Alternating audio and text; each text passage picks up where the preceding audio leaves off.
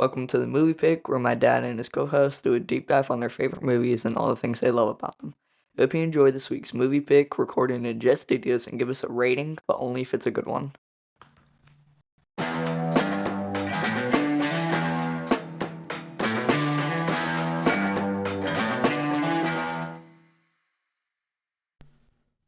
All right, so welcome into the Movie Pick, where we like to pick apart our favorite movies, pun intended.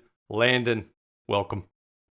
Glad to be back. Yes. So It's this an is you're starting to put together your own like Mount Rushmore of movies, because we've done what? Santa Claus, Toy Story 2, Spider-Man 2, and then today we're going in on The Martian. Hopefully I'll do enough where you'll have another guest and you two will make your Mount Rushmore of the movies I've done on this podcast. That's the goal. That's the goal, is for everyone to have their own Mount Rushmore. Like, look back and be like, what were my top 4 episodes? And then ever? you do the Mount Rushmore of guests.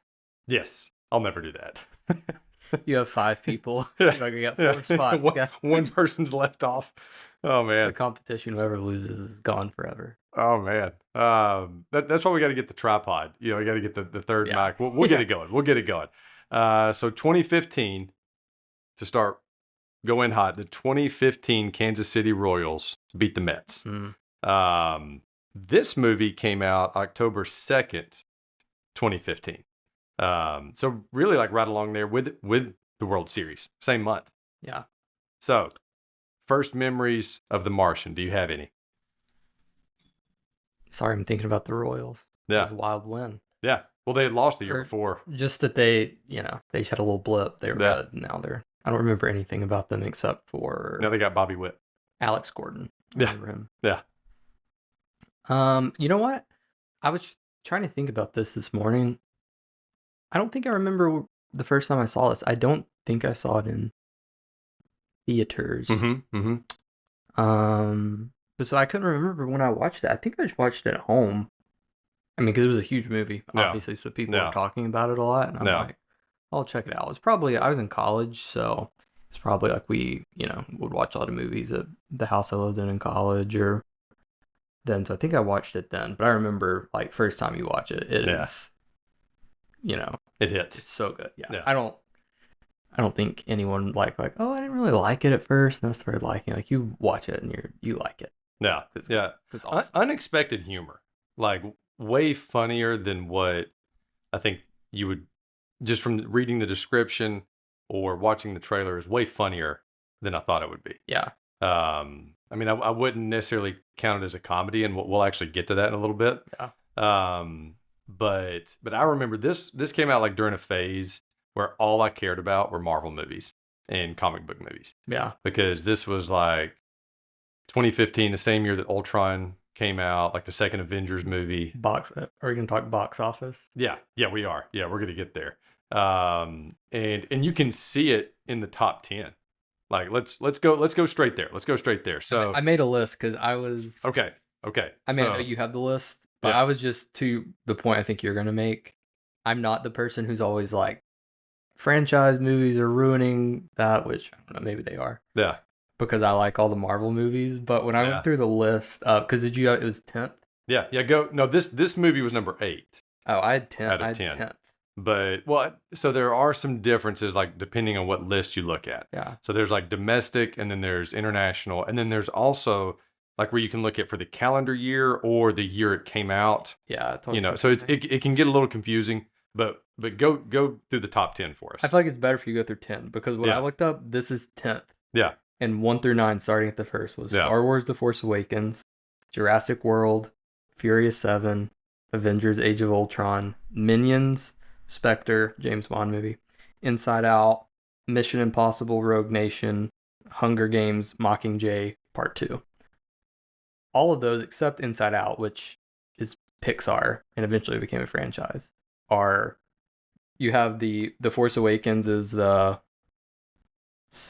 7th movie, yes, in a franchise. Jurassic World is the 4th. Furious 7 is 7th. Age of Ultron is, who knows what that was. Yeah, it's the second Avengers, but it was like the 15th Marvel movie. Yeah. Minions was the 3rd movie. There probably been 2. Spectre was the 4th. Mm-hmm. And then Inside Out. Rogue Nation was 5. Yeah. Maybe. Yeah, my favorite. That's actually Yeah. my favorite Mission Impossible. I think I like. Wait. I like no. Fallout. No, Henry Cavill one's my Fallout favorite. Yeah. Fallout. Sorry. It's so Sorry. good. But Rogue Nation and that might be second. Ghost Protocols also. Once they hit Ghost Protocol, they went to another level. Yeah, they're different. Yeah. And then Hunger Games Mockingjay Part 2 is the 4th movie. Yeah. I think I've seen all those movies, maybe not Minions. That sounds like an international list, and I'll tell you why. Because like when I looked at the domestic, Furious 7 was number 5. Yeah. The Furious movies, the Fast and the Furious movies, are huge internationally. Yeah. Like they are massive. That's why they make all their money. It's like Yes. Avatar. Yes, like people here may not care about them that much, but people everywhere else love the Fast and the Furious movies. Yeah. I think I did worldwide. Yeah, I think that was a worldwide list. But either way, it's the same list. Like mine are the same movies, just in a different order. Yeah. And all of them, like you said, have some kind of IP or they're a franchise. Yeah. Yeah. So this was an original movie. I mean, it's based on a book, but it was, it was like a franchise that I think it made $630 million. Right? Which is crazy. It was huge. Yeah. Like that was huge that this movie could even be in that list. Yeah. And really speaks volumes for this movie. Yeah. Because of everything else that came out right then and everything that audiences were wanting to see in theaters. Yeah. Because this was pre-COVID. This was when people were still going to the theaters. Streaming was out. Like streaming was there. Yeah. But this was pre-COVID. So like before theaters like completely changed. Yes. And this movie, 8.0 IMDb. Could have been a little higher. Yeah. Like I would have probably had it a solid 8.5. You ever look at the Metacritic score on IMDb? No. You know, like when you look at it in the little green box to the right. Mm-hmm. What did they have? Like an 87, which is, I think it's to 100. Yeah. Which is high. And I was like, that feels right. Well, I mean, sometimes we talk about this, like there's something that got it to 8 out of 10 points. Yeah. So there's something that also caused it to lose 2 points. Yeah. I don't have a thing that would make it lose 2 points. Yeah. Which even like Lord of the Rings, Return of the King, or, I think it's like probably like a 9, even like the best ones. Yeah, it's in like the top 10. It's like a 9. Yeah. Like, or Shawshank Redemption is like maybe a 9.4. I think Shawshank is number 1 on IMDb's top 250. Dark Knight is number 3. I remember that because me and Josh covered that one. Yeah. Shameless plug for a past episode. And that was and it was like a 9.1. Yeah. Dark Knight was. Yeah, I mean this movie was near perfect. So good. Like, and we'll get to maybe a couple of things that I would knock it down, but those are more like my personal opinions and not the movie itself. The runtime was 2 hours and 24 minutes. And to tell you how great the movie is, I bought the $5 version on Amazon instead of renting it for $4. And then I noticed there was a $15 extended edition, and I was annoyed with myself for buying, because I was like, man, I would watch more of this. I didn't realize there was an extended edition. I did the same thing. Okay. I was gonna rent it. Yeah. And then I saw it was $1 more to buy exactly. It. But I knew there was an extended edition. I didn't do it. Yeah. Because there's something in my head that's like, I want to watch this of like when you're talking about it, I'm going to watch the version that anyone who saw it in theaters watched as well. No, I want to be the cinephile that's better than everyone. Yeah. Oh, you're not. You didn't do it. I did. Yeah. You didn't see that? Yeah, I want to be that guy. I feel like, like if you're like talking to someone, like you remember the scene and they're like, that scene didn't exist. You're like, well, it's in the extended. So Lord of the Rings now gets skewed for me because of that. Lord of the Rings is the one, though, that everybody, most movies you don't know about. The extended versions. But Lord of the Rings, like everybody, any Lord of the Rings fan is like, knows the extended edition. Well, and we look down upon those that watch the 3-hour versions like, that's cute. I haven't slept in 4 days. I've been watching. Yeah. Let me know when you actually start liking the movies. So this is the second Ridley Scott movie that we've covered. The first one Bradley and I did, Gladiator. So this was 15 years after that. The guy's like in his 80s now and still has movies coming out. Making a lot of movies. Yes, he's made a ton of movies. Plenty. I mean, I've got some of the classics, just a few classics listed here. Alien, Blade Runner, Gladiator, and then this. Russell Crowe's like his main guy. He's had Russell Crowe in like 5 movies. But just had to touch on Ridley Scott really quick. What else is Russell Crowe in? Oh, I don't know. I can't remember. Like I know, gosh, seems like he did a good year. I think they did that one. I can't remember all of them. I've seen those that you just named. All of those. Yeah. Which are classics. Yeah. He's done 2 with Damon. This, The Martian, and one that I've never seen called The Last Duel. I've seen that. Adam Driver. Yeah. Yeah. How was that one? It's not like this. Yeah. It's it's 3 characters. One of them is That's a Damon Affleck combo, isn't it? Affleck is in it. Yeah. But he's not he's like a side role. Okay. He's really good at the side role. But then it's Jodie Comer is the other. Okay. So it's like it tells the story 3 different ways from Matt Damon's perspective, Adam Driver's perspective, and her perspective, and it shows like how their memory of a certain event. Interesting. Don't watch it with your kids. That's what I thought. I think that's why I skipped it. Yeah. Yeah. It's not. It's. I got you. Yeah. I got you. Yeah. It's good though. Yeah. Interesting. Yeah. So, do you remember your intro? Like, let's talk about Matt Damon for a second. Yeah, we kind of went at length. We also did the Bourne Identity earlier on. Another shameless plug. Kind of went at length on Matt Damon on that one. Mm-hmm. But like, do you remember like your intro to Damon? Because what year were you born? 94. 4. So he was around then, but he really hit it big when you were like maybe 4, like with Rounders and stuff like that, and Saving Private Ryan. Probably one of the first things. Good Will Hunting, obviously. Sorry. What did I see him in first? Because I don't think I watched all of the movies that he's famous. You were little, yeah. Well, that he's famous for. I watched all of those when I was in like college, maybe. Mm-hmm. Like I don't think I saw Good Will Hunting, Talented Mr. Ripley, which is he's so crazy good in that too. He is. Yeah. So I think I probably saw him in like Ocean's 11.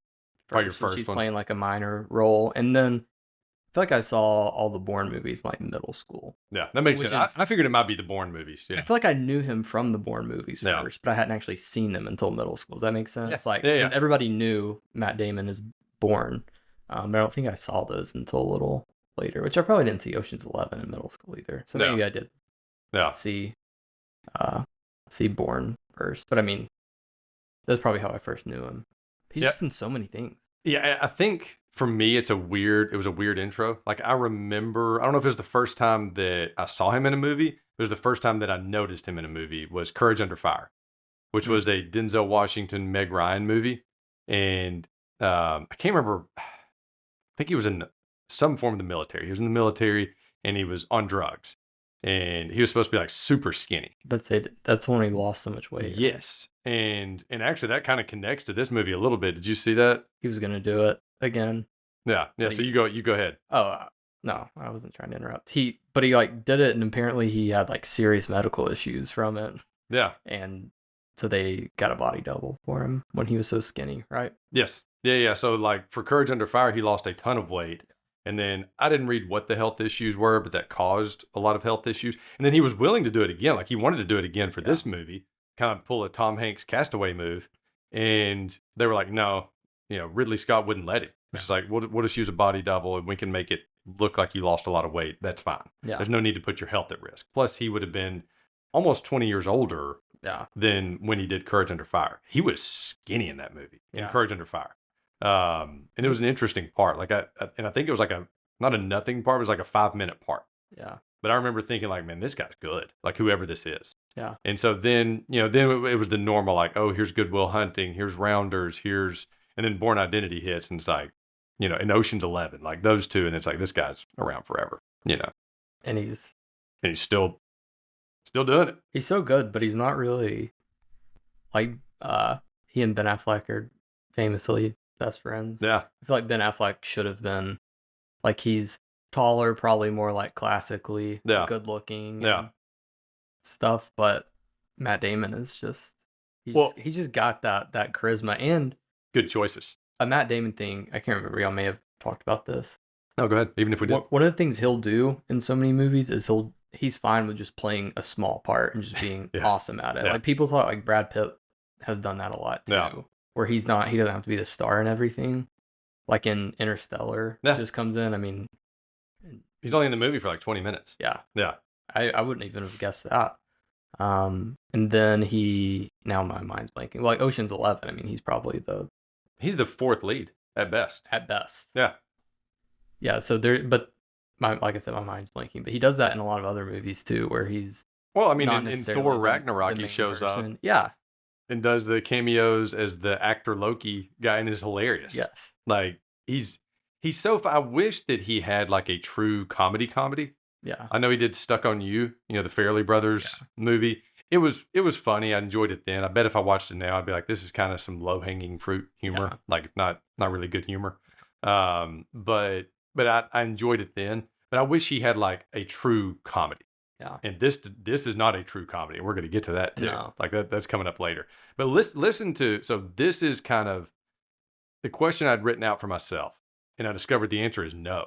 Like, where was Damon at this point in his career? And has he ever been in a big slump?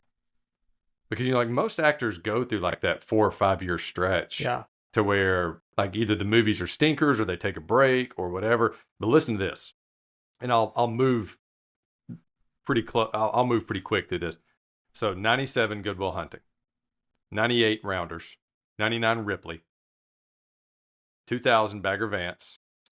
01, Oceans. 02, Bourne. 04, Bourne Supremacy. 04, Oceans 12. 06, Departed. 07, Ultimatum. 09, Informant and Invictus. 2010, Green Zone and True Grit. 2011, Contagion. This is probably the closest thing to a stretch right here.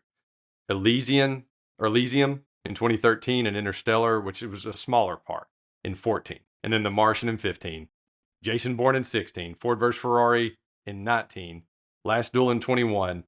Air in 2023. Like, you can see, like, those are... It doesn't go, like, for a long stretch where the guy doesn't have, like, a movie that somebody loves. Yeah, he's an Oppenheimer, too. Yes. Yeah. I thought I had that listed here. I forgot that one. Yeah. Yeah. Those are so, like, those last ones, like, those are all, if you're like, what are some movies that you could just sit down right now and watch? Like, Ford versus Ferrari, Air, like, it's just easy, like, super easy watches. Yeah. Because it's magnetic. Charisma. I don't know what he's got, but he's got it. This guy's got this Matt Damon might be. I think he's going to make it. Yeah. I think he's going to make a good career out of acting. We'll see. Yeah, we'll see how it turns out for him. So one of the things that works about this movie, and I don't want to be a list maker, but I mean, Jeff Daniels, Kristen Wiig. You're going to have to help me on our guy, Chiwetel Ejiofor. Whew, I needed the help on that one. Chiwetel Ejiofor, Jessica Chastain, the Bryce Dallas Howard doppelganger. Yeah. Michael Pena, Sean Bean, Benedict Wong, Donald Glover, Kate Mara, Axel Henny, Sebastian Stan, and Mackenzie Davis. Like, this cast is probably one of the most loaded casts of any movie I've seen. Crazy. Yeah. I mean, down to like the smallest of characters. That's one of the things that makes this movie so awesome. Yeah. Like, if the Jeff Daniels part is miscast, it doesn't make the movie bad, but it takes away from every scene that he's in. Yeah. And my daughter, Evie, last night asked me, she's like, is he like the bad guy in this movie? And I was like, no, he's just matter of fact. He's seeing everything from the facts and not what we want to see. Does that make sense? Yeah, he's just coming at it. I was thinking about that because, I mean, if there is it's not a bad guy, like an antagonist or like a foil to it, it's him. But just because he's having to look at everything from a different perspective. I watched him this morning. I wrote down the last line he says, like, every time something happens, the world forgets why we fly, and I'm trying to help keep us airborne. Like, yes. It's just that he has to look at it like he's the head of NASA. Yeah. His job is like... I'm Teddy. Yeah. The head of NASA. He's so funny. But that's just his job. It's not that he's like a bad guy. Like, he doesn't want Mark to die. He's not trying to leave him there. Yeah, he's not anti-what. But he's just having to make the decisions for the benefit of NASA, whereas Sean Bean's character is like cares about the flight and the crew. That's his ultimate. Yes. His ultimate concern. Yes. Yeah. But he's great. He's so good at it. Oh, and they're both so good at it. And again, that's what there's not a there's not a wasted minute. We said it was 2 hours, 24 minutes long. Yeah. Where there's not a wasted minute, there's also not a wasted actor. Like, there's not a part where they're like, this is so small we don't need somebody good. Like every part went to a good actor. Yeah. And I wasn't going to try to recast the whole movie, but I'll tell you, if it would have been like 20 years earlier, who I think would have been perfect in the Jeff Daniels part would have been Jack Nicholson. Like this, kind of at that 95 age, as good as it gets. Yeah. Era, Few Good Men era. Like he would have been so good at pulling off the humor and the, frankness. I guess the frankness is, But what Jeff Daniels is really good at is just being that, always having to be the person that's saying it wrong, but still being like, but I care about him and I want him to be okay. Like, I think he'd be better than Jack Nicholson at that. Yeah. About having that little bit of like, I'm not saying it right now, but I have the compassion. Yeah, Jack would have actually probably wanted him to be left. That would have come through a little bit where it's like, I don't care. You need me on this wall. Yeah, I don't care if this guy dies or not. Yeah. Yeah, but it was definitely he was looking out for the greater good. Yeah. Like, and Tia was talking about Kristen Wiig, and she was saying that like this is her most boring part, and I was like, I don't think it's a boring part at all. No. It doesn't fully I had in my notes, it doesn't fully utilize I think it's probably just because her. It doesn't use her humor. Everything she's in, she's so goofy, and her jokes are. It's like kind of like dry humor. Oh, I think she's the funniest woman in Hollywood. Yeah, like I just put her as number one right now. Like she's the funniest one to me. Yeah, she is funny. All those, her and I'm just thinking of people like Maya Rudolph I think she's really funny too. Right. I mean, I think Tina Fey is hilarious. Like you said, Amy Poehler. I mean, there's a lot, but to me, Kristen Wiig is the one that will make me laugh the quickest. Yeah. So it's just what we expect from her. Like, I think if it were somebody else doing the exact same thing, it would have been like, that woman was really good. But just, every time you see her on screen, you expect her to be doing something like ridiculous or playing like a wacky character. Right. And she's playing a normal person who like has some funny little lines. I was about to say, she still had some she was still quick-witted. I liked whenever they found out he was alive, and she goes, "But we just threw him such a nice funeral." Yeah, that's what I mean. It was something like that wasn't the exact line, but it was. Yeah, that's what I'm saying. Like it was, she was still so funny. It was just a completely different type of funny. It was almost like watching, like Jim Carrey in the Truman Show, where he can't hide the fact that he's funny. Yeah, like Kristen Wiig cannot hide the fact that she's funny. Yeah, like it comes with the territory. Like it is what it is. I even watched just this past week. I used VidAngel to watch it, but I watched Jay Kelly with George Clooney and Adam Sandler. And it's actually a really serious part for Adam Sandler, but it's still a little funny. Yeah, just because it's Adam Sandler. Like he almost can't help it because it's just like I'm just a humorous person. Yeah, and I was going to talk about this later, but like going further into the cast, Donald Glover. Okay, Did we miss the boat on like an incredible Donald Glover acting career? Do you see what I'm saying? Like he still might be. Because how I mean, not that acting has a whole lot to do with age, but I would guess he's in his 40s or something, maybe. Probably early 40s, I would guess. Yeah. But I just always thought like, when Community came out, he stood out to me. Like he was really funny on there. Yeah. And like little parts like this, he was really good. And I know he had some personal issues. Like I remember when that was going on, and he also records music. So like as the Childish Gambino. Yeah. Huge rapper. Yeah. But I almost think like this guy could be one of the best. Does that make sense? He's like a weird like artist kind of guy. Yeah. Well, you can see it like stuff like this. Yeah, like couldn't he have had a James Franco 5-year stretch where he just like did everything? The other thing is he did his TV show for 4 or 5 years. Was that Atlanta? Atlanta, which I think he like did a ton of like the writing and all of that too. So I imagine that took, he had that time where it seems like he didn't really have anything else he could do. Right. But yeah, I think like parts like that where it's clearly someone who has like one scene. Yeah. And they're like, I might try to win an Oscar for this scene. Like, that's what I mean. Like he's making some choices, which were it was good for this. But I agree. I don't know if he still does he act in anything. I know he had that Mr. and Miss Smith show that was on Prime and stuff, but I just think like I think he could have had. I'm not comparing him to Tom Hanks, but I just think he could have had like that Tom Hanks like run of like Forrest Gump, Apollo 13, like all those movies in a row that were incredible. Yeah, I almost think he has the acting chops to do that. Yeah. And also like we were talking about Matt Damon with the like just on-screen charisma. Yeah. I think Donald Glover has that. And I just wish we would get that run of movies.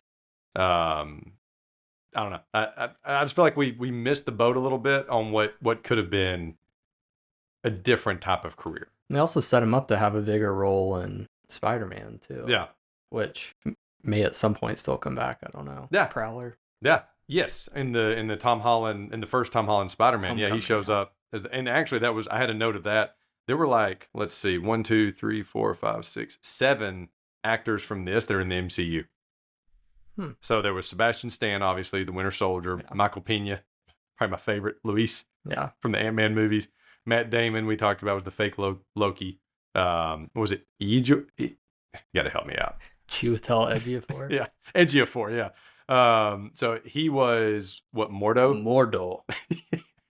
And then Donald Glover, like you said, was in the Spider-Man movie. He was the Prowler. And then Kate Mara was like a reporter or something in this. Or she was somewhere in Iron Man 2. I can't remember what.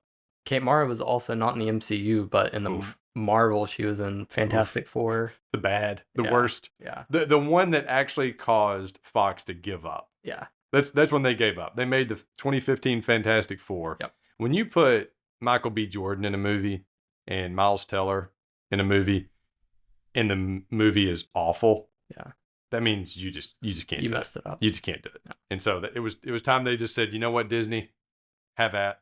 We can't do this. Y'all have at. And so we finally got a good Fantastic Four movie last year. Finally. And then Chastain was also in an X-Men movie, which was also the worst one. It was like she was in the Dark Phoenix or whatever. Yeah, she was the bad guy. Yeah, it was terrible. I watched it once and was done. Kristen Wiig, not MCU, but she was also in Wonder Woman. Yeah, the second one. Yeah. Also bad. Yeah. Little WW84. Yeah. And then 2 Oscar winners in this movie. Damon and Chastain have won Oscars. 3 nominees. Ejiofor, I got it that time. Wiig and Sebastian Stan. I don't know what he was nominated for. That one surprised me too. Sebastian Stan? Mm-hmm. No, that's not the one I was surprised about. He got nominated for Trump. The Trump movie this past year. Okay. I didn't know. What did Kristen Wiig get nominated I have no idea. I'd have to. Yeah. She's had some really interesting acting parts. Because Jessica Chastain won for Zero Dark 30, I think.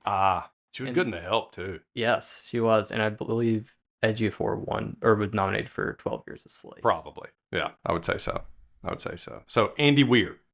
You know a little bit about Sir Andrew Weir, right? He's not really Sir Andrew. Just sounded He's good. American. Yeah. So one of the reasons I was thinking about wanting to do this movie is because as we're recording this or less than a week from now, Project Hail Mary is coming out with Ryan Gosling, which I've heard people are like going crazy about how good it is. Good. And it's Phil Lord and Chris Miller too. Do you know? Spider-Man. They did like Into the Spider-Verse. Oh, I love those. Now my mind's blanking what they did, but they're like blanks in front of the microphone. Good comedy. Yeah. He wrote Project Hail Mary. When I read Project Hail Mary book, which was incredible, and I read it. I think they'd already announced there was the movie with Gosling. Like we were at the beach. I was looking for a good book to read at the beach, and they're like, it's the same guy that wrote The Martian. So I'm like sort of familiar with his writing style, although I didn't read The Martian. Sure, but he's a good writer. But it's very the book is very, which you can see in The Martian, and it'll be the same thing in Project Hail Mary.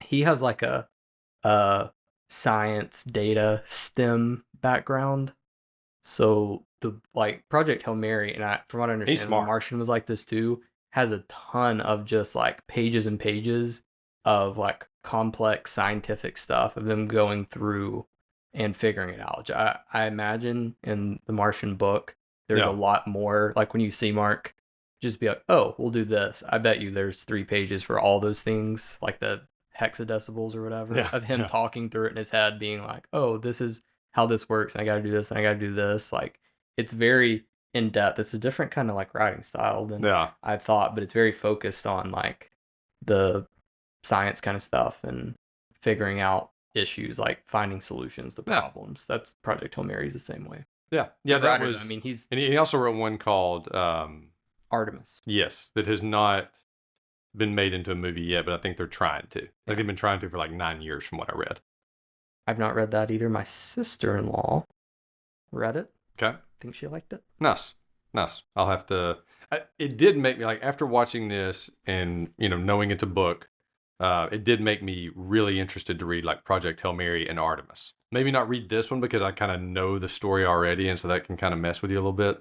But I'm kind of interested to read the other two. If you're interested in this at all, or any of your listeners, your dear listeners, Katie is listening to. Huge fan of the show. Huge fan. Katie. Huge fan.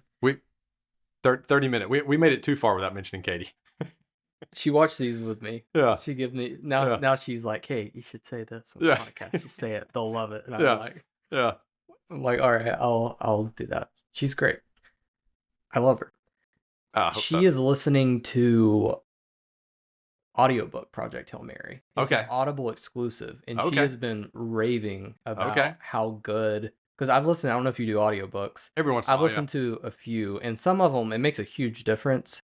The reading and stuff. Yeah. But I think this is like, it's an Audible exclusive. So I think it's like highly produced, and they're doing different voices for stuff and like noises for it. And she said it's like, from what she said, it's like one of the best ones. She's listened to a ton of audiobooks she's heard. I believe The Martian is the same.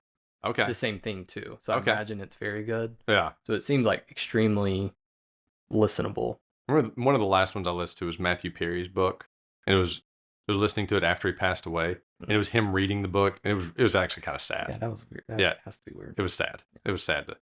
So one thing I loved about this movie had like one of the best, what do you call it? Like expositions or expository ways of moving the story along. Yeah. That you could possibly have. Yeah. Which was him just talking straight into the camera. Yeah. Like they were able to explain so much because isolation movies are hard. Yeah. In Castaway, one of my favorite Tom Hanks movies, a lot of it is just him being silent and you're having to watch to tell what's going on. Yeah. Like really pay attention. Whereas this, he's telling us exactly what's happening. Yeah. And it doesn't feel cheap either because it's not like people, like you can tell movies are like, I don't think people are going to know. So we're just going to have random like narration over it. And you're like, are they writing this in a journal? Is this in their head? Right. But for him, it's like the idea is like, if I'm going to die on this planet, I'm going to leave these logs here 100%. For whoever comes after to see all of it. So like, it makes sense and you never think about it. And then you get to, like you said, have the charismatic Matt Damon just talking to a camera, which is like, you wouldn't think that would work, but obviously it works. Well, and it's a great way to do it. It's also, to me, a way that he kept his sanity. That's like the closest thing he had to talk to someone. Yeah. Would be talking to that camera, because I think he went, I have it written down somewhere, went from Saul 18 to Saul 109 without any communication. Like not speaking to someone, but any communication. Like that's crazy to go that long. Yeah. And a Saul, you probably looked this up too. Like I was like, okay, what is a Saul? Why do they keep calling it Saul? And it's like a normal day, but 40 minutes longer. Yeah. So those days were even longer. Yeah. You add 40 minutes to every day. Yeah. That's a lot of days to go without any kind of text message, any kind of AOL Instant Messenger, any kind of anything, to just be there alone with your thoughts. Yeah. And happy days. Like that's all he had for those things. Yeah. Disco music. Oof. Yeah. That's coming up later too. Do wish this one could have been vid-angeled. It had a couple of F-bombs. And it also, so I would recommend either the TBS version or knowing when to mute and stuff. So again, could have used, I'm sorry, go ahead. I didn't mean to interrupt. No. I make fun of older men in my life. Like I've told you this before. Yes. about like seeing movies they clearly saw the actual version of them. Like, I must have seen the TV version of it. Yeah. I think I've only seen the TV version of this movie. I mean, it's not. Everybody has your own convictions about stuff. It has like two audibles.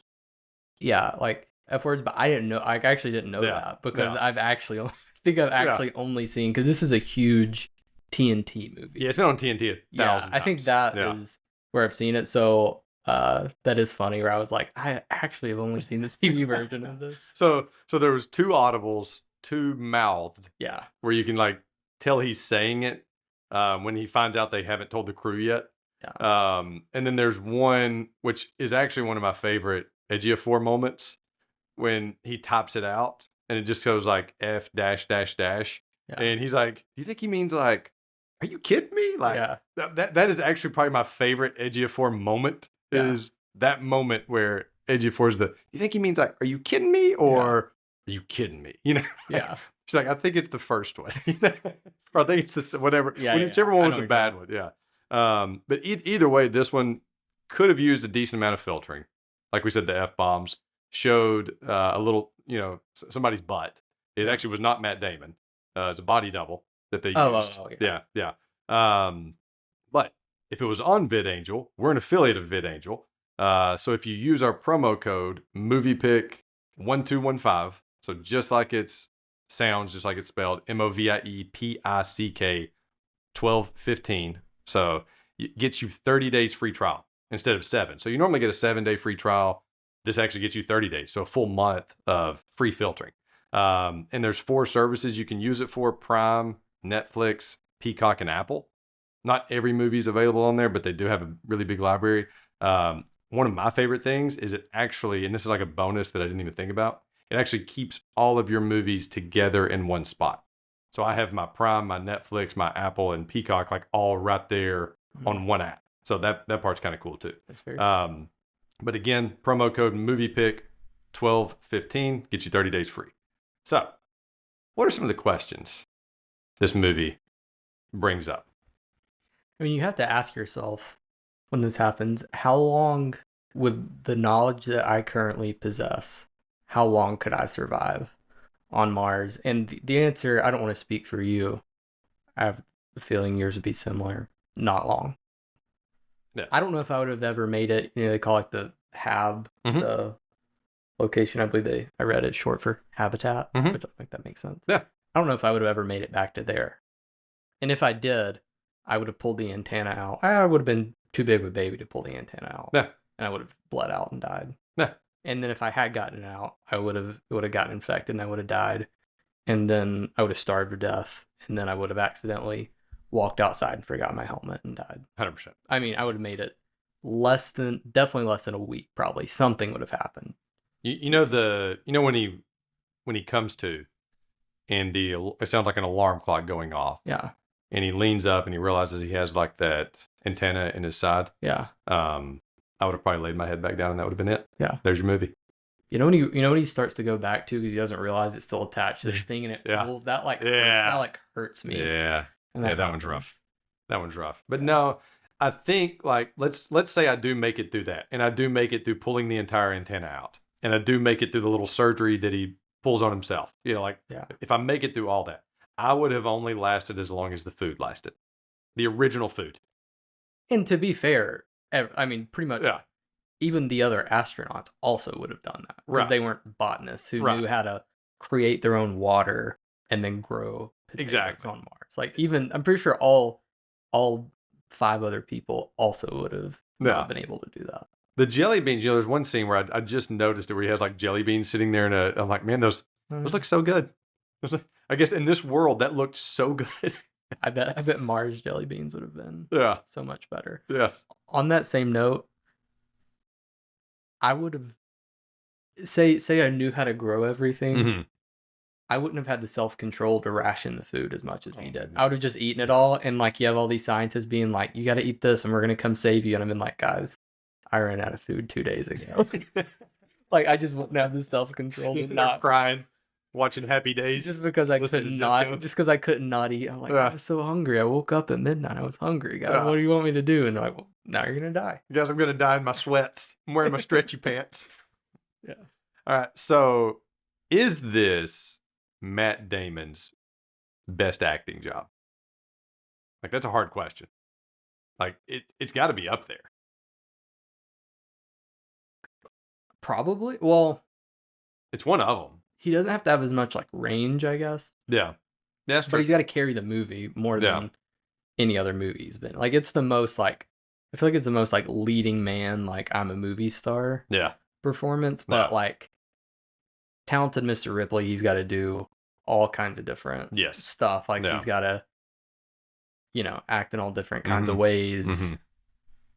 Good Will Hunting, like, same thing. He's got to be like, he's got to be smart. He's got to be sassy. He's got to be vulnerable. Like all of those things. But just like a movie star performance, I think this is like probably the best. And like Bourne action too. Like he's had to do a lot of different kind of stuff. I think he wins me over with this one. Every time when they go to rescue him, and he hears Captain Lewis or Commander Lewis's voice for the first time, like, and that was one take. I don't know if did you read that? And unscripted too. Yes. Yeah. Yeah. So that was an unscripted one take, and Ridley Scott was like, "Hey, we got it." And like they played their pre-recorded voices. Yeah. I read that and also saw it in like a little mini interview with Matt Damon about the movie. And I don't know, just that one, which I'm always a sucker for the almost crying, not cry. Yeah. Like when Forrest Gump finds out he has a son. Yeah. Like that scene gets me every time. Yeah. But I don't know, that one, I'm not saying it is his best, but I don't know that there's anything better. Yeah, I think you can make a very easy argument. It's his best. Yeah. All right, and I think you had another question there, didn't you? Got a few. There we go. Do you think Mark was like an actual lunatic when he got back on the ship? Like they were excited to see him at first, and they're like, "Okay, buddy, you gotta like calm down. I think you're going a little crazy." Because like the thing where he's like he was calling himself like Captain Blondebeard, and and more power to him, because if I was, do you know the total? What was the total days he was there? I'll have to look that up. It was a lot. It was in the 500s, I want to say. Yeah. So if you, I remember Donald Glover saying that I can get on there in like Seoul by 566. So he was, like a year and a half, whatever, by himself. Plus some, because those days are longer. Yeah. I'd go crazy too. 100%. He had to be like, oh, he's a little, it's kind of out of his mind right now. Oh, I mean, like they said something about him stinking right off the bat. Yeah, I've got a word for that. Yeah. I'll leave that alone. And that was actually another great touch of the movie too, when it gets to the part where he's skinny, and it was like 7 months later, like after he'd started building everything, and they're getting ready for the rescue. Yeah. And his teeth, like that was one of the best touches of the movie to make it look so real. Because if he would have had like pearly whites and everything looks great, it'd be like, this doesn't make sense. But they look like teeth that hadn't been brushed in 500 and something days. Yeah. And he's got sores all over him. And hair. Yes. Yeah. And apparently that scene, so when he's shaving, he had grown his beard out before the movie. Yeah. And that was the very first scene filmed. Yeah. So I don't know if it was the very first scene, it was the very first Matt Damon scene filmed. And they did that, and they had to do it again in one take, which can only take an actor that's a good, like, experienced actor, because I would be the guy that would like start laughing, or something, and ruin it. Yeah. Which they can also edit things out. They didn't show us the whole time that he was shaving. But still. Yeah. Yeah. But I don't know if he really cut his hair, but he really did shave the beard off like right there for a scene. Thought that was pretty cool. And just to finish on the Saul thing, it was adopted by NASA. Thought this was pretty neat. During 1976 Viking missions to avoid confusion with an Earth Day. So, like, that was the reason why that they started calling them Saul. It was confusing to me the first, like, 5 or 6 times I watched this movie. And I was like, why do they keep saying Saul? Why don't they just say day 1, day 2, whatever? I believe Sol is Latin for son. Yeah, and I thought they were saying Saul. So it's Sol? Either one. I mean. So it's probably like solar. I don't know how you pronounce it. No. Could be Saul. But it's like sun, so it's like how many? Yeah, that works. Yeah. And it was cold there too. It's freezing. Yeah. I was looking at I was trying to remember the temperatures. I think it could get to like -100. That's when I was looking online, like the temperatures of Mars and all that stuff. Yeah. Not that I was going to go deep into the science, because science was the reason why I didn't finish college. But I did want to look at a few things. I wish I was joking. I took it 3 times, even once by itself, and couldn't get higher than an F. I agree with you. My like blanket statement is just like, I'm bad at science, period. Yeah. Like, pick any field of science. I don't know it. I'm bad at it. I don't understand it. Yeah. You know, Got the right 2 guys on this one. The weather, the human body, chemistry. Like, I don't know any of that stuff. Yeah. Yeah, that's why we both would have lasted until, you would have only lasted until the ketchup ran out. You'd be like, you know what? I'm done. I'm out. I'm out. No more ketchup. I'm done with this. We're done. Yeah. Yeah. All right. So what else you got? Do you think they would have, would you have considered the crew of the Hermes bad people if they were like, you know what? That probe will probably be fine. We're going to go home to our families. They got at least 2 of them had young kids. Yep. They're going to have to be away from their kids for 2 more years. Yep. Would I consider them bad people if they said, you know what? Because they had drop me off at the house. Well, because they had the probe. You know, the Chinese probe was probably going to make it there to resupply him, and the next mission was going to save him. I think it would be like a little. Yeah, they would be terrible people if they didn't go back for him. Yes, because they left him. Yeah. Like it would be different if they were like, hey, there's this guy, you know, his name's Jimmy. He's on Mars. Can y'all go get him? Like, who? Yeah. Like, we don't know this guy. I mean, I still think you're a bad person if you don't go get that guy, but you're definitely a bad person if you don't go get the guy that you left. Well, you're not leaving him to die, though. Yeah, but you're leaving him to be miserable. Yeah. I think we figured out you would make a good director of NASA. I'm obviously. So I'm the Sean Bean, you're the Jeff Daniels. I'm obviously kidding. They all did decide so quickly instead of being like, I'm pretty sure I'm going to do this. Let me talk to my wife. Okay. And see what she says about it. Like, I'm thinking Michael Pena and Vogel had like 7 kids. Yeah. I think they're like 5. So I think in the books, from what I read, Michael Pena's Martinez character and Mark Watney were best friends. Yeah. So he's definitely on board. The commander's on board because she's going to look out for her crew. And she's feeling immense guilt from leaving. Yes. Because she decided to leave him. Yes.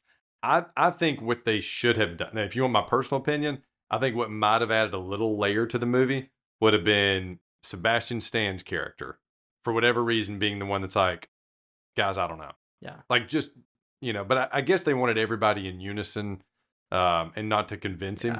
But I think the formulaic way would have been there's that one guy. Or the Vogel. You know, because he had 5 kids being like, I love him. He's floating around spitting water at them. They're having a good time. Yeah, they are. They were having fun. Yeah. Which they did that with, like, not to ruin movie magic. They did it with like slow motion cameras, like all the zero gravity stuff, with like slow motion, and they did have them on like wired rigs, which is so impressive because it really looks like they're moving in zero gravity. Yeah, like it's perfect. Like I actually thought, like, how did they do? Like, did they go to the Space Center and like do all this shooting there to make? Like, how did they do this? I thought they really did it. There's so many things in movies that I don't blink twice at that are incredible, but for some reason I'm always amazed in space movies how they make it look so good. I'm like, why am I amazed at that and not the other stuff? But, right. Yeah. This one was crazy. Yeah. Crazy. So I've got a question for you. Would you ever eat a potato again after this was over?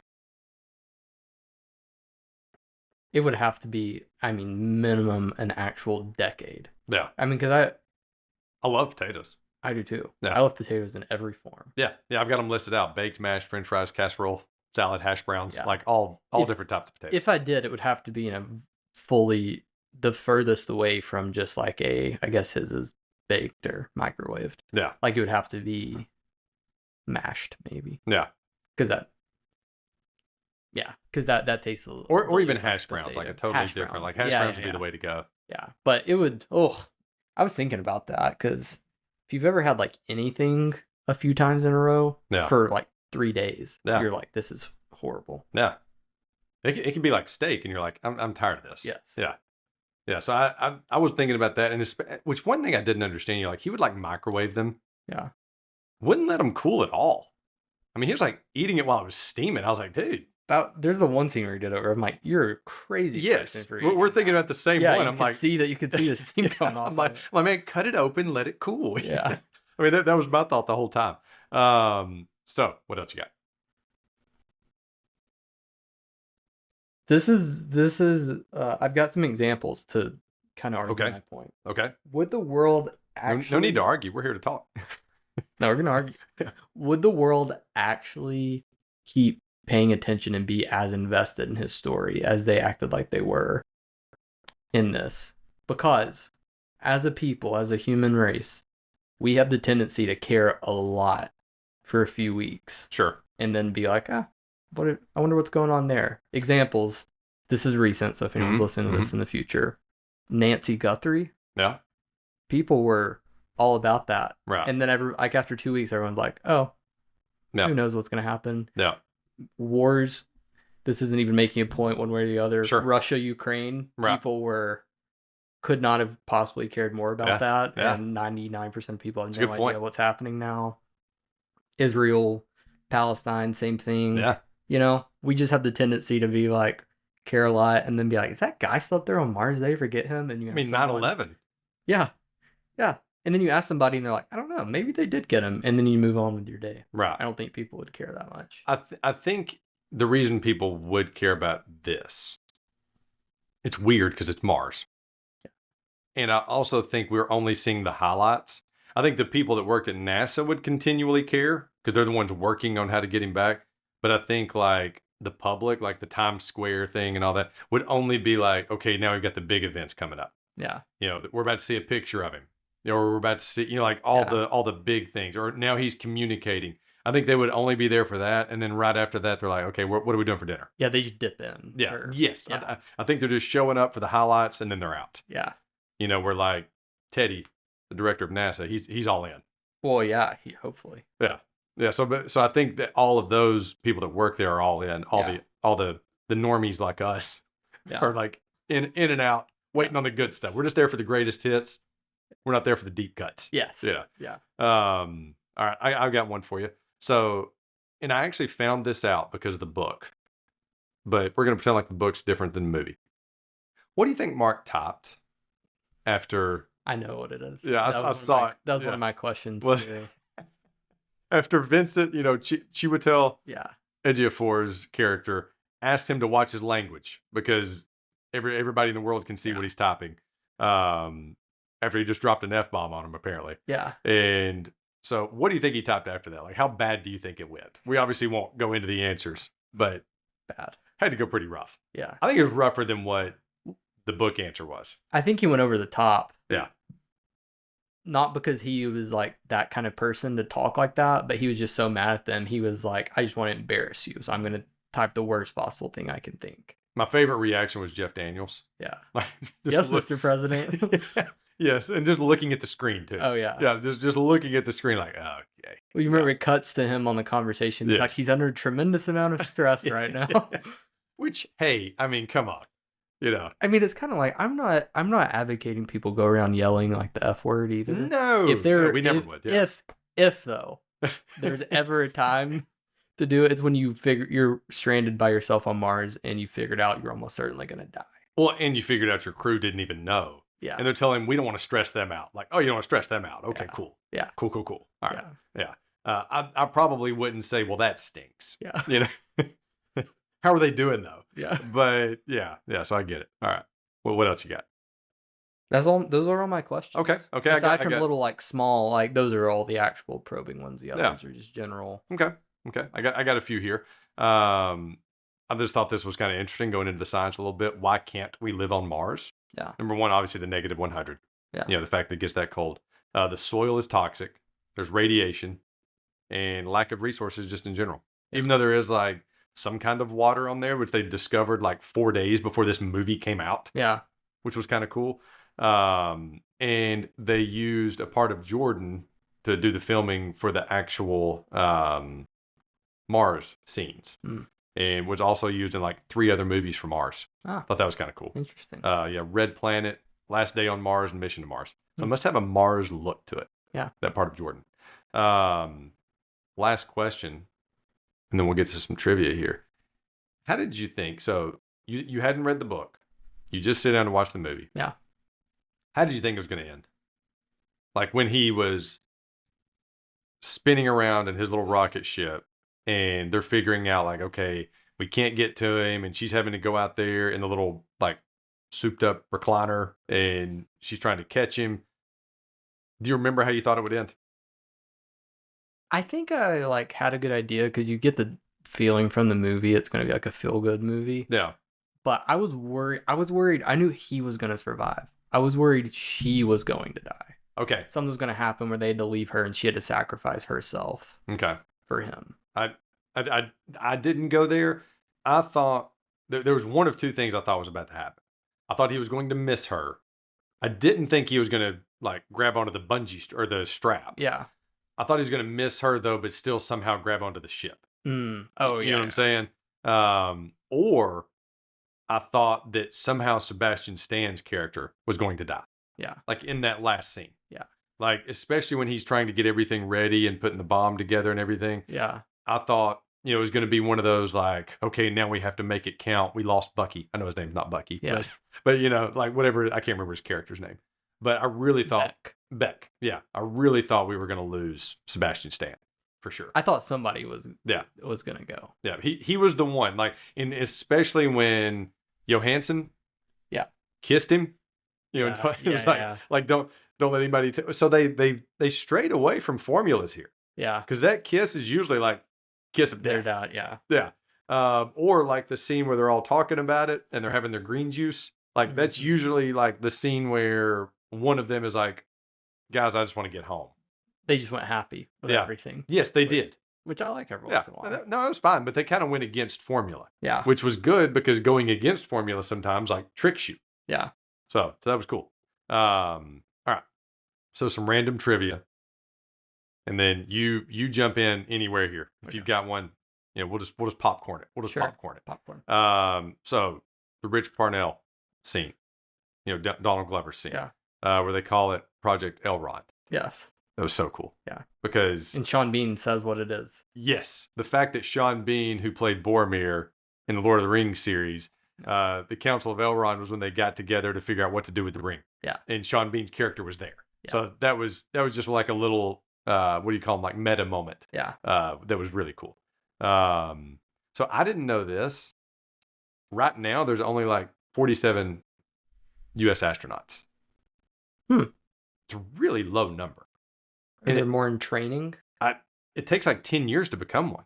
Wow. So you have to get like your bachelor's, your master's, you have to go through all this physical training. I mean, they have to stay like in great shape to do any kind of space travel. Yeah.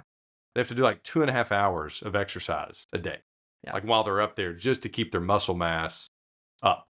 Yeah. Like that. So I thought that was cool. They showed like their gym there. Yes. And, like that was the scene when Kate Mara was running and he comes to see her and they figure out. Chip was awesome. Chip was fantastic.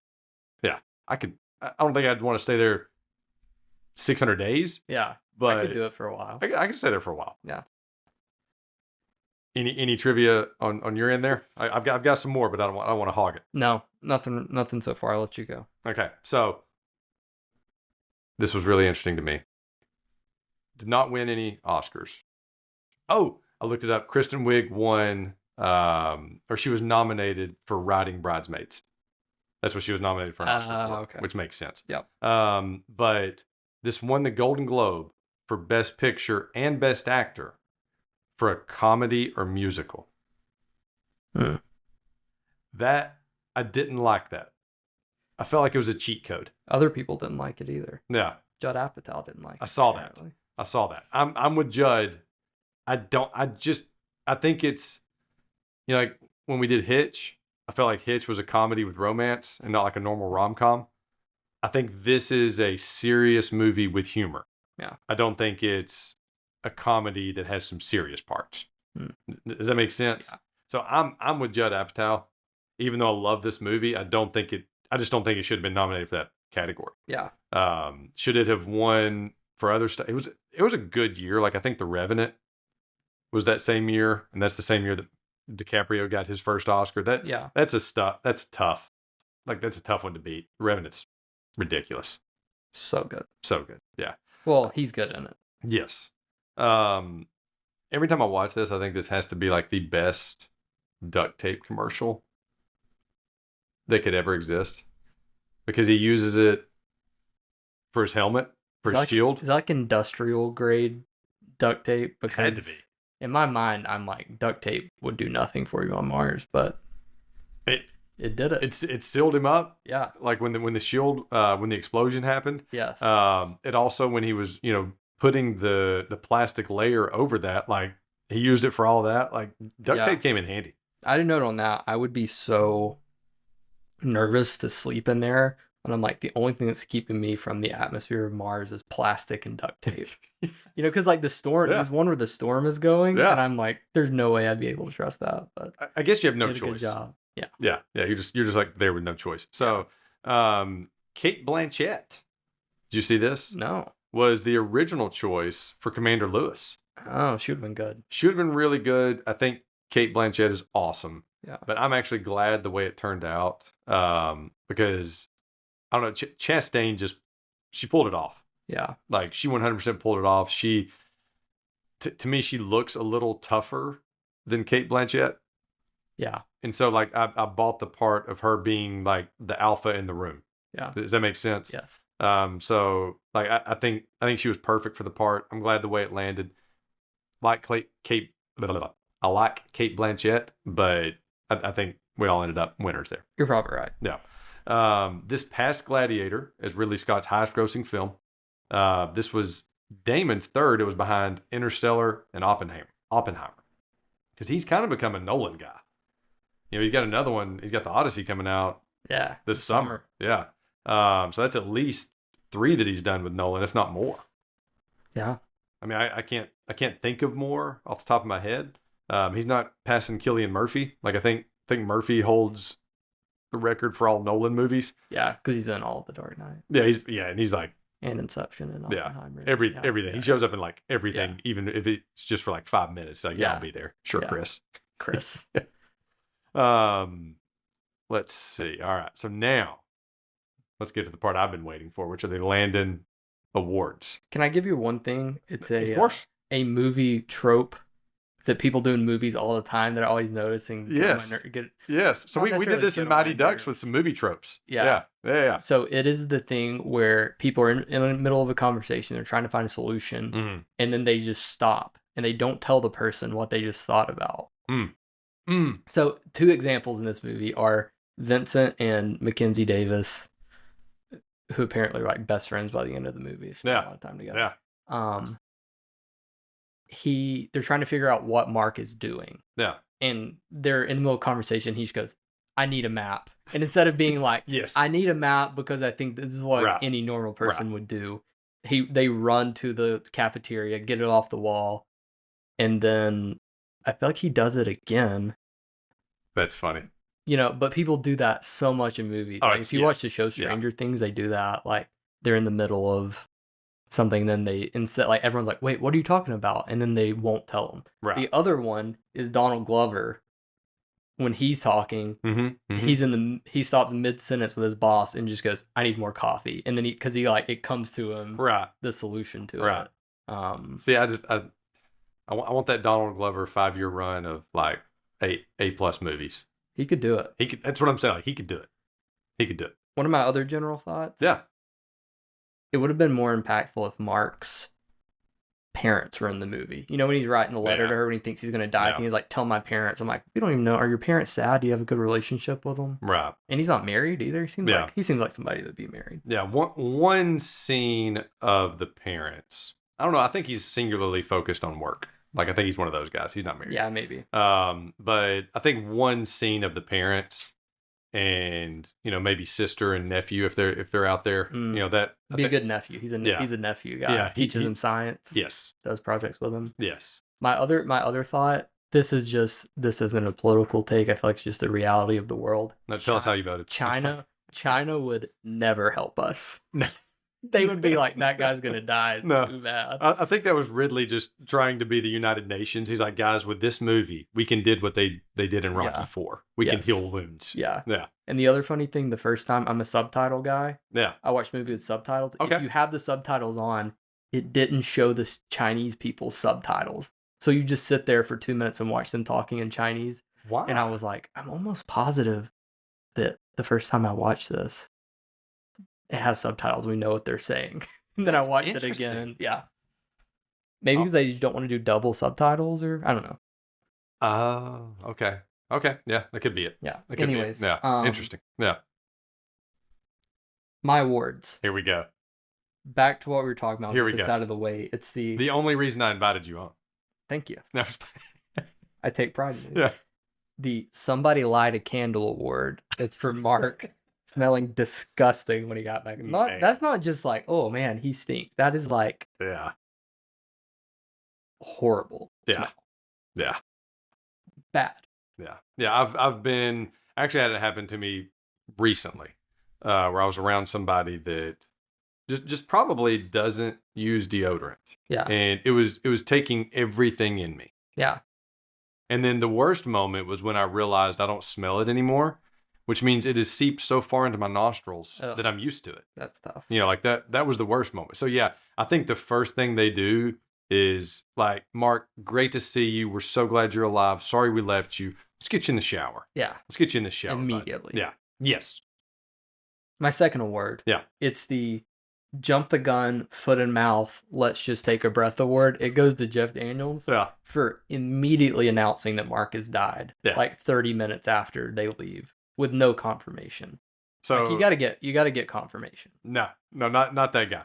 Not that guy. I've met those guys. Yeah. Those guys they make the decision and they move on. He was writing the eulogy. Yeah. You know, like they told him like, hey, we left Mars. We think Mark. He's like, okay, I'll go make the announcement. Yeah. He made himself look so bad. Yeah. Award number 3. It's the Chicks Dig Scars Award. Yeah. It goes to Mark and the antenna for piercing him and apparently missing all of his vital organs. Man, like that scene. We want to talk about another. Again, we don't condone bad language on this show. If anything, we have spent almost 30 episodes now talking about not to use bad language. Yeah. So I think people that would listen, unless it's the first one, know us pretty well on here. Aside from all the parts you've edited out where you use bad language. besides all my self edits. Yeah. But so when he does that was the first F-bomb, like right after that surgery that he performs on himself. Yeah. Not saying, again, not condoning, but it's like, man, that had to be painful. And then also thinking about the entire situation. Yes. You know, like just like understanding. Yeah. What he knows he woke up and there's no rocket ship there anymore. Yes. Like, man, okay, exactly. I'm here. I'm stuck here. Yeah. My next award Here is Katie helped me with this. Okay. She helped come up with this. Yes. She's been thinking about awards. It is the Mars County Fair Blue Ribbon Award. Goes to Mark for growing potatoes on Mars. 100%. 100%. Number one farmer. Yeah. That is He's great. not married. He's going to go home and sign up farmersonly.com. There's no way this guy stays single. Oh, he's the most eligible bachelor in the universe. Yes. Yes. Yeah. I mean, this guy shows up like, which I don't know the ending when it says like day 1. Is that actually the first day back? Surely not. No, I don't think so because, he has like, they age him up a little bit. Yeah. It says like day 1. So I'm guessing it's day 1 on the job. Or day 1 of, because the other shuttle launches. Yeah. Like they're all watching it. So maybe it's like Martinez is on that one. Yeah. The first trip of that. Yeah. Okay. Yeah. Okay. There we go. Yeah. There we go. I'm with you now. Because that bothered me a little bit, but I hadn't actually stopped and thought about it. I was like, there's no way that they got back and then, hey, Mark, we got a job for you right over here. They give him more like gray hair and stuff too. So I think I didn't know if that was just the stress. Could have been. But they wanted to say it's been like 4 years. Okay. Is like when the next one was going, I think. That makes way more sense. Glad we cleared. He also looked like he had like not beefed back up, like gotten thick, but he looked like he had put the muscle back on. Yeah. So the least courteous award goes to Donald Glover for having zero respect and not even knowing who the head of NASA was. You would think he would know. Yeah. Like you would think that would have been on like a review all memo or something. Or when he found out, he'd be like, oh, I should maybe not be acting this way. So I think those people that are just like singularly focused and have zero social skills. They try to make it where he's got a little tinge of something, on the spectrum or something, I think. So. Yeah, because like I think he had no social skills whatsoever. Yeah. and it was just like, I don't know who this woman is. I'm gonna, hit. No, it was the other guy that hit her. It was Ejiofor that hit her with the pin, which I was like, what'd you do that for? Yeah. I think they have a little bit of like a back and forth because she's like, yeah, we're not putting him on the they probably dated news conference. Probably. That's the backstory. I wonder if in the book, if Donald Glover, that was a character choice he made to be like that, or if it's all in the book. And this one is like the first piece of trivia you can read on IMDb, but the slip and fall. Yes. That was not on purpose. Yeah. Like and what I'm talking about is when you first meet Donald Glover's Rich Purnell character. Yeah. He gets woken up, he gets up, he slips and falls. That was not... Spits in the garbage can. Yes, not on purpose. He just stayed in character. Yeah. Go ahead, sorry. The Ethics Award goes to Mitch/Sean Bean for doing the right thing, even when at a high cost, when it cost him his job. And being like, yeah, I'm going to get fired, but I'm doing the right thing. 100%. Every meeting, he's just having to yell at people, be like, well, you got to tell them you're a coward. Yeah. My last word. But before we move on from that, sorry. Yeah, no, I love these. That's why I like talking about them. Like, this ain't a move on thing. Sorry. So what I love about that for Sean Bean is in Lord of the Rings, he's kind of the bad good guy because he's trying to get the ring from Frodo. Yeah. Like he's the one kind of destroying the Fellowship. Yeah. Whereas in this, he's the one that's doing what's right for the, and I say with quotations, Fellowship. Yeah. So I like that he got both sides of that character. I feel like more often than not, he plays a bad guy. Does. Even in this, you're kind of like, is he going to do something bad? He just, and you hate to say this, we talked about it with Willem Dafoe, just kind of has that face. Yeah. Hate to say that about the guy, probably the nicest guy in the world. Probably. This is my final award. It's the me trying to wrap a Christmas present award. Yeah. And it's Mark having the tape while he's dying and getting it twisted and having to get another piece. Yes. It's very annoying and stressful for me. Yeah. I have a tendency to do that if I'm wrapping Christmas presents. I thought you were going to talk about the radioactive. If I'm dying on Mars. Yeah. I thought you were going to talk about the radioactive isotope. Oh. also that. So I wonder what the long-term effects of that was. I feel like I read something on IMDb where it was actually not in whatever form it was. It wasn't like harmful to his health. The only trouble he said is if it got broken and then it would maybe like explode or something. And again, it's not like that's what you want to do, but you have no choice. Kept him warm. Yeah, like you have no choice. Yeah, got to listen to some disco music that way. Yeah. All right, so some competitions. Okay, you ready? Yep.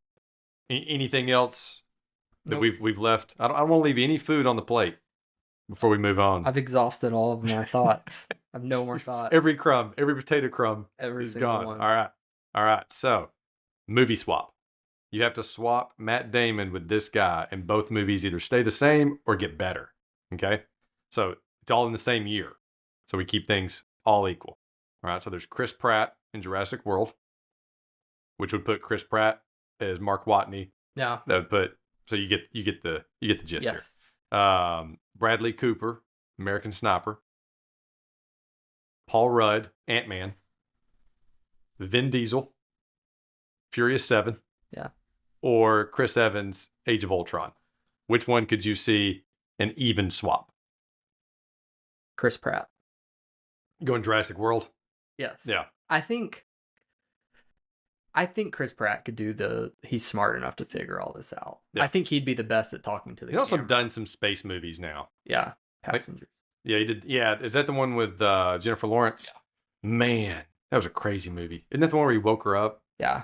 God, what a guy. Yeah. It had more potential than it didn't end up that great. Yeah, no, it landed kind of flat, but I just remember that scene where he wakes her up and she's like, wait, I'm going to die on here now. Yeah. Spoiler alert for a movie that's 10 years old. Yeah. To me, that's actually hard. I mean, obviously, it would be funny to see Matt Damon as Dom Toretto. Yeah. But for me, the right answer is Paul Rudd. Like that was my second choice. I could see Paul Rudd definitely pulling off the humor of this. Yes. But Matt Damon also pulling off the humor of Ant-Man. Yeah. After seeing this, I would not have thought it prior to watching The Martian. Yeah. And I guess because their costumes look so similar, that I don't know. I think it'd be an even swap. And then if we would have gotten Matt Damon and 5 more Marvel movies as Ant-Man, I think that'd been cool too. Yeah. But still glad where we landed because Paul Rudd's perfect as Ant-Man. Yeah. All right. So we've kind of talked about this a little bit, but what's the moment you would totally give up? I have some nominees here for you. Yeah. Being impaled and left behind by the antenna. Like the part I would take out of the movie. No. What's the moment you're Mark? And you would just say, yes. Okay, I got you. I give up. If you're Mark, what's the moment you would say, I'm done? This was a good ride, but I'm done. Yeah. Being impaled and left behind. I think we talked about that's where we would actually give up. Yeah. So after that, performing your own surgery. Would you even go there? Stirring up the poo. Like the scene when he puts the nose plugs in and he's stirring it up and it's like other people's blowing yourself up when trying to create water. Yeah. The explosion and losing the potatoes. Like the potatoes just freezing within you spent so long working on them, in 30 seconds they're just dead. Yeah. They're gone. The food supply failure launch.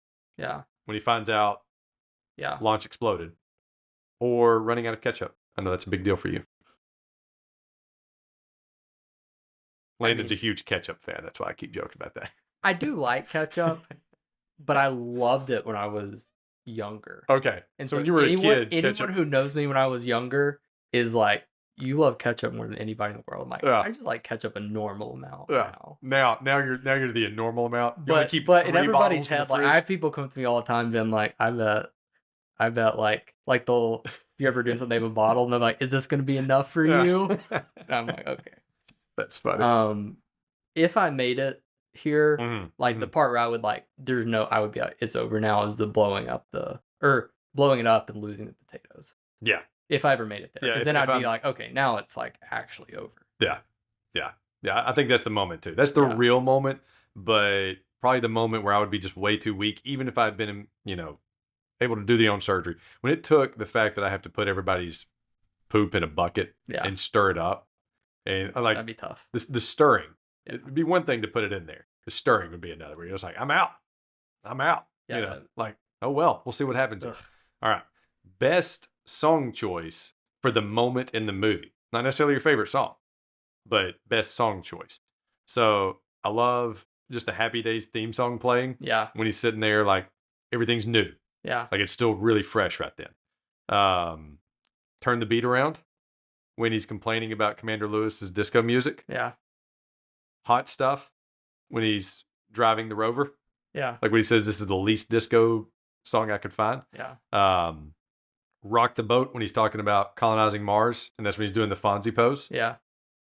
Starman by David Bowie when they're like, it's like the montage of everybody working on putting everything together. Or Waterloo when he's prepping the ship to leave. It's got to be David Bowie. The montages.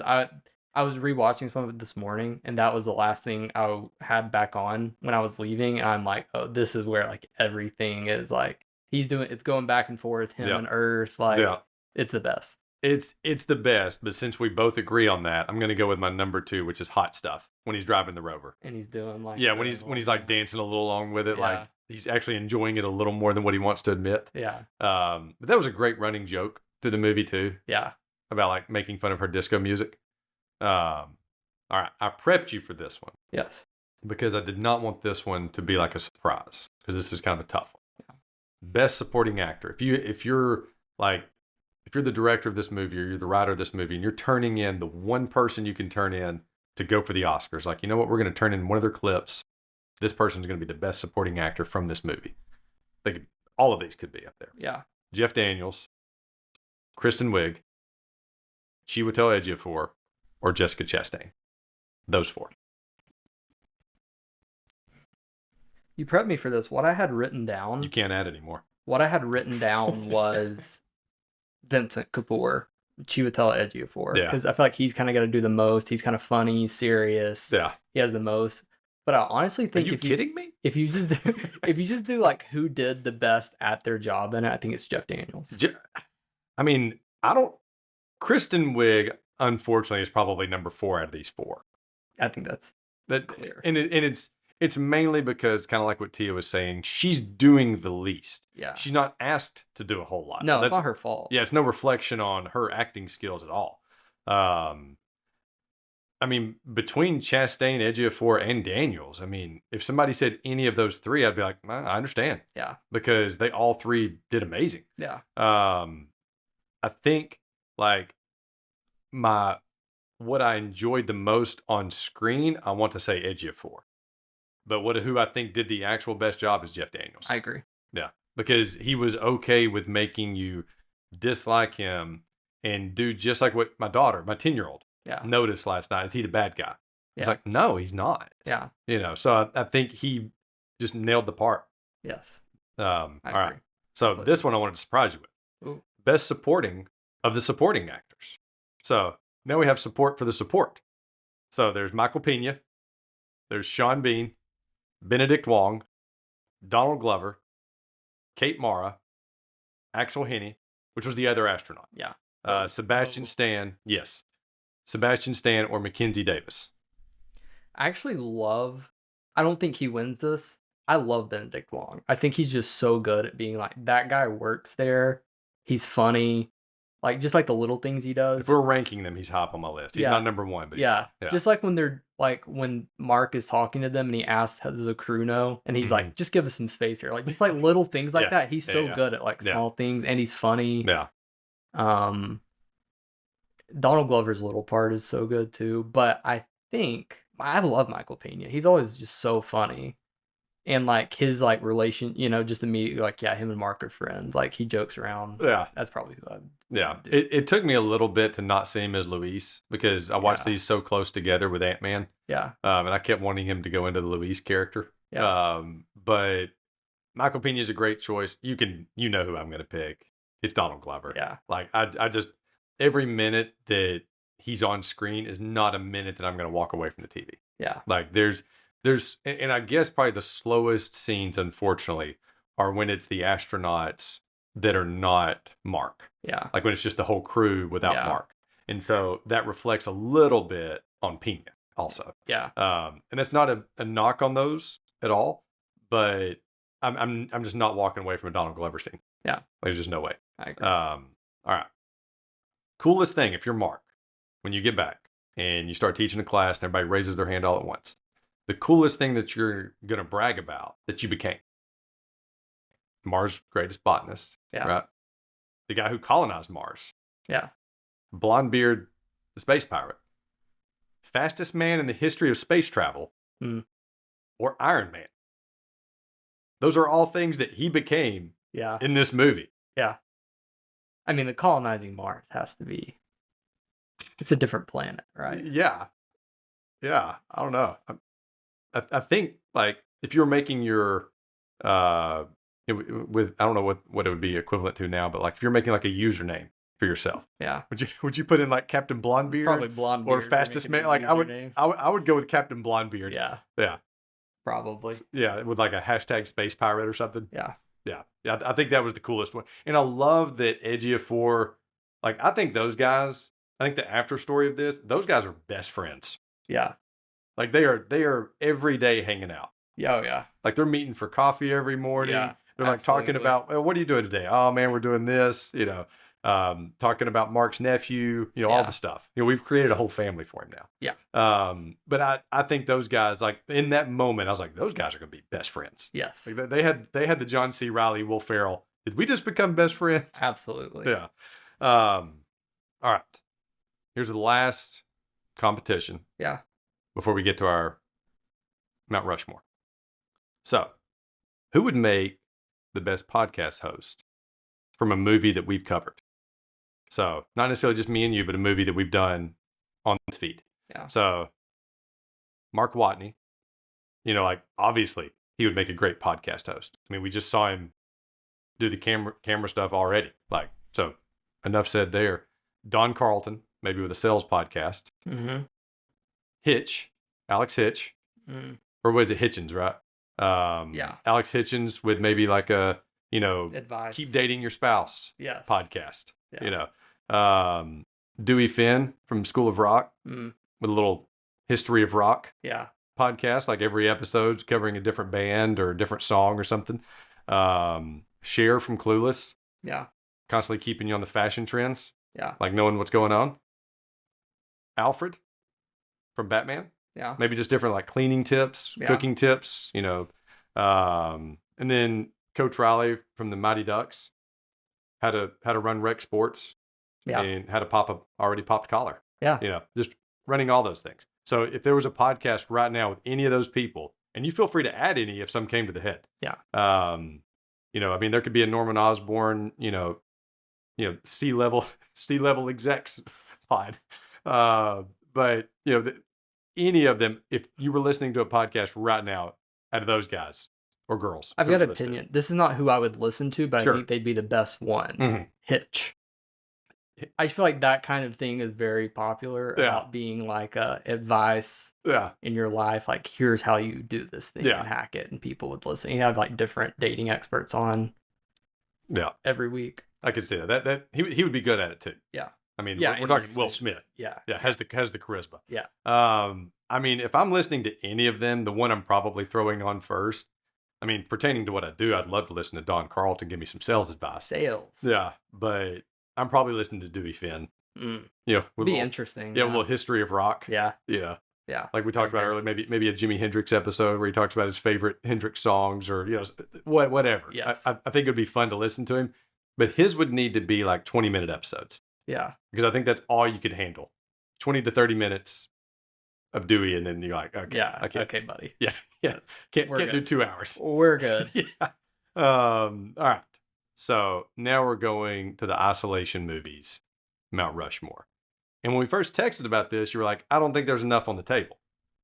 And in my head, I was like, I think there's more than you think. Yeah. So did you have some outside looking in? Do you want me to go first? Like you tell me how you want to run this. This is your show. You go first. Okay. So I wanted to do one honorable mention for a TV show. Yeah. Which was Last Man on Earth. I knew you'd do that. Have you ever seen that show? No, I've heard you talk about it though. So funny. Will Forte and Kristen Wiig was on it for a couple of episodes. Like so many people were on there. Yeah. January Jones was on it. Gosh, I mean, there was just so many good actors. Will Ferrell was on an episode. Jack Black was on an episode. Like, you named them, they were on there. Yeah. So like just legends of comedy. So the movies I have listed: I Am Legend, Martian, 127 Hours. Yeah. Love that. These aren't necessarily the four. I'm just going to go into like my favorites. 127 Hours. I love that movie. Actually, true story. I like the story of it. I actually saw the guy speak one time, like a little motivational speaking type thing. Castaway, obviously. Gravity's not in my top four, but it's a really interesting movie. Quiet Place, I put on there. Into the Wild, and Home Alone. So those are my nominees. Yeah. And then my winners are pretty easy for me, to be honest with you. I'm not putting Home Alone in there because it's not truly qualified. I'm going I Am Legend, Martian, 127 Hours, and Castaway. Yeah. I love all those other movies. Yeah. And over time, A Quiet Place might take over one of those, but I Am Legend, Martian, 127 Hours, and Castaway. The one that might get dropped, Quiet Place and 127 Hours they teeter. Yeah. They teeter. So, your turn. I've got I Am Legend as well. Boom.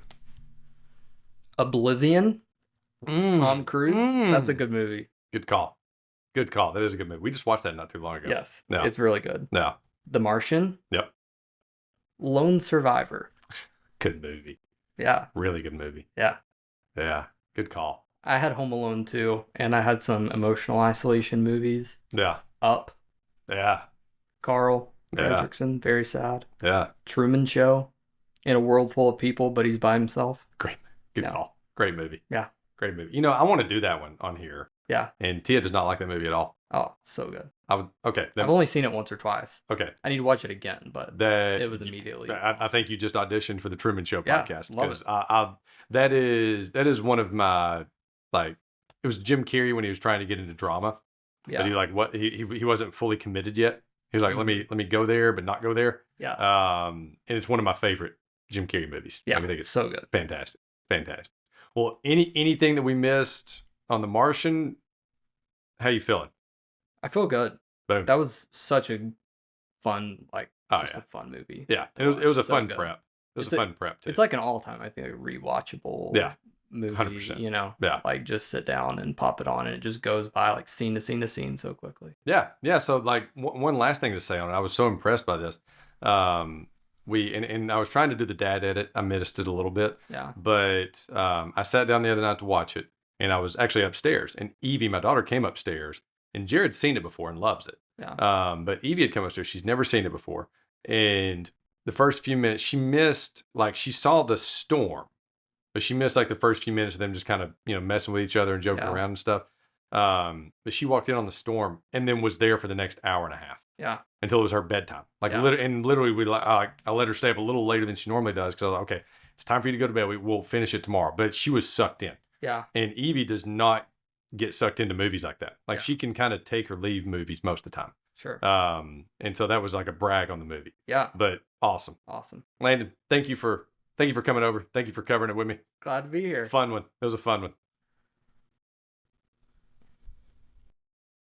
Don't forget to hit that like and subscribe button to bump us up in the algorithms.